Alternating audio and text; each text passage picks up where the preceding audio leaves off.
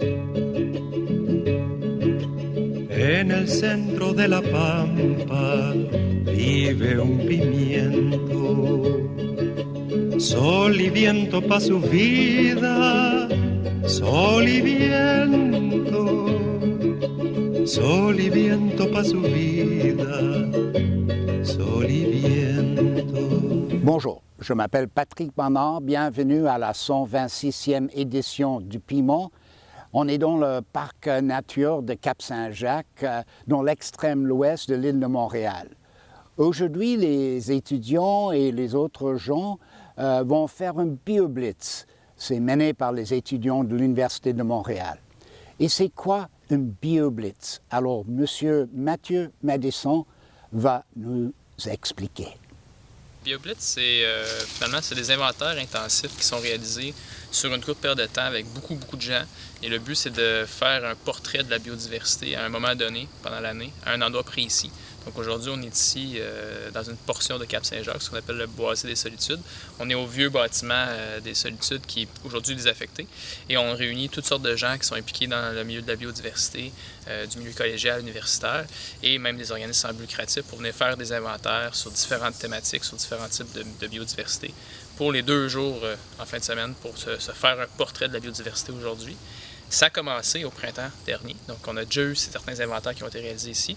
Et là, on vient poursuivre l'inventaire à l'automne, en période de transition, finalement, entre deux saisons. En fait, c'est Alexandre Baudouin qui est vice-recteur développement durable, Université de Montréal. Et ça fait partie d'un plan d'action qu'ils ont mis en œuvre. Je vous invite à en parler avec lui, c'est sûr. Et son approche est très collaborative. Je m'appelle Alexandre Baudouin. Je suis conseiller en biodiversité pour l'unité du développement durable à l'Université de Montréal. OK. Alexandre, est-ce que vous avez organisé ce BioBlitz ou est-ce que c'était avec plusieurs autres personnes? Oui, à la base, le BioBlitz était organisé au printemps dernier, puis on fait la deuxième partie, en fait, cet automne. Donc, je suis un peu le maître d'œuvre, dans le fond, derrière le BioBlitz, où est-ce que j'ai voulu initier l'initiative, initier le projet. Par la suite, il y a eu les cégeps qui sont intéressés au printemps dernier. C'est eux qui nous ont vraiment orientés vers le site. Ensuite, on a pu faire la mobilisation pour choisir la date en fonction du calendrier scolaire. Quand est venu le temps de faire la deuxième vague de cet automne, là, je suis directement allé voir les cégeps. Cégep Vanier, Cégep Saint-Laurent, Bois de Boulogne, qui ont embarqué dans le projet tout de suite, qui sont là aujourd'hui. Eux viennent contribuer à leur manière, que ce soit géomatique ou bioécologie.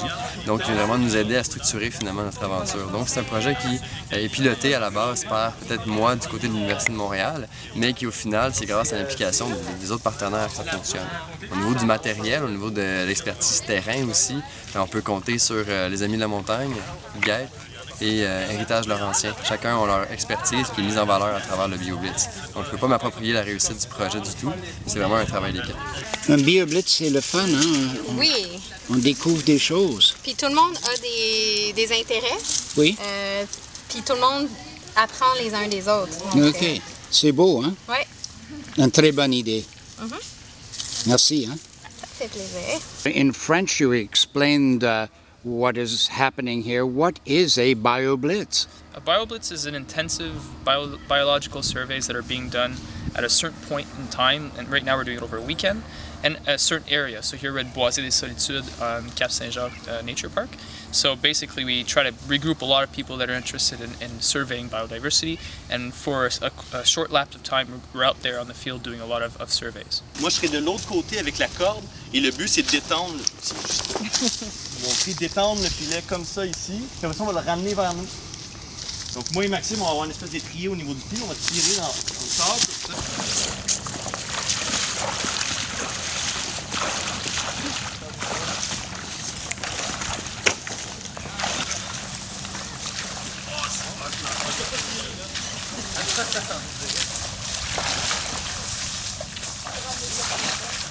Après vous les mettez les poissons, Jacques, là-dedans?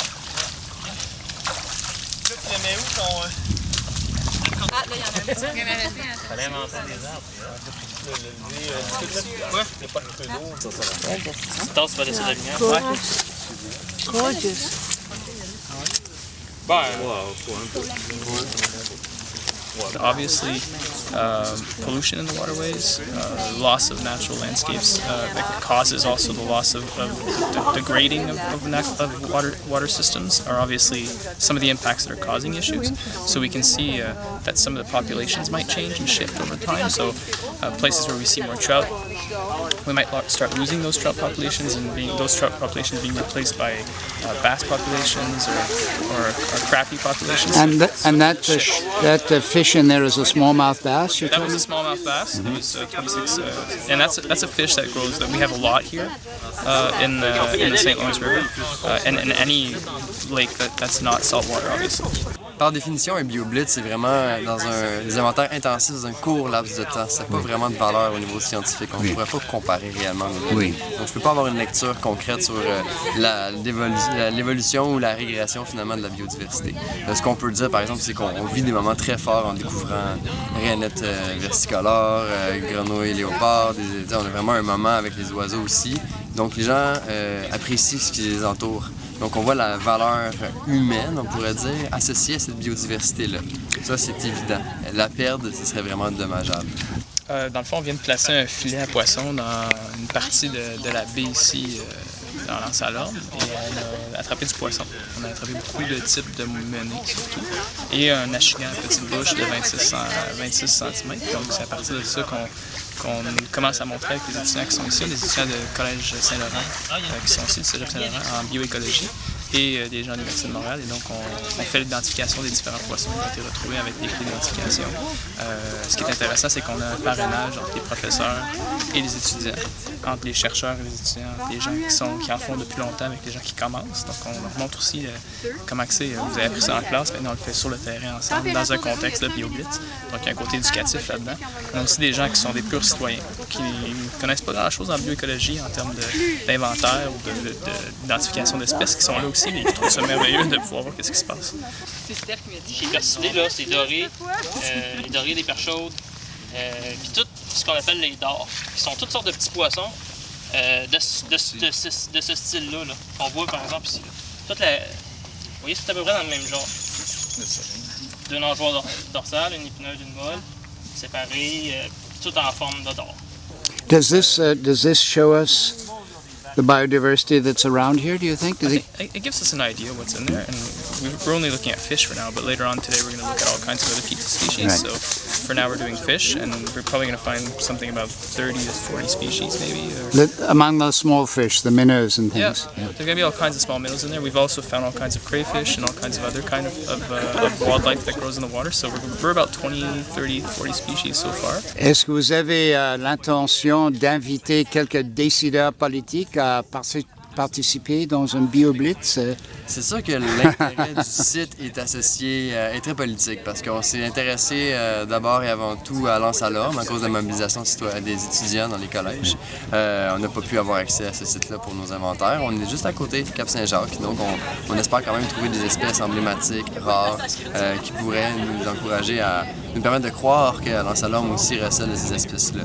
Donc l'aspect politique existe. Est-ce qu'on veut faire la démarche directe vers des politiciens? L'intérêt, c'est que ça se rende jusqu'à leurs oreilles de savoir qu'il y a un groupe d'universitaires et de collégiens avec des organismes en environnement qui s'intéressent à ces lieux-là et qui veulent vraiment faire ce qu'ils peuvent au niveau des inventaires ou de la protection. Sue Stacco of Sauvons-l'Anse-à-l'Orme, you're here. And why are you here? Well, I wanted to learn more about what a BioBlitz is, and from what I do know, getting inventories of what wildlife is in this Cap-Saint-Jacques area, and this area is exactly the same wildlife that's in the area we're trying to protect. So the knowledge of what's here is really important to me.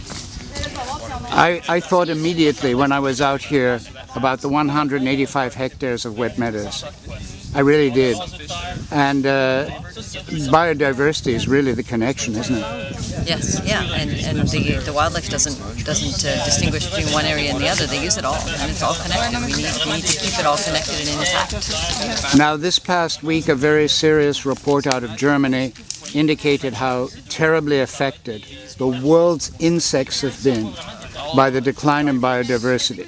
And in that report, there's a very interesting section which says that fields with rows of flowers around it are all important for insects. When I read those words, I thought about the 185 hectares of wet meadows at Pierrefonds. So did I. Yeah, those fields are so essential for so many of the threats that we hear about in the news about the pollinating insects and the bees. Apart from just a sheer number of species that are living there that we don't even know about. En el centro de la pampa vive un pimiento, sol y viento pa' su vida, sol y viento.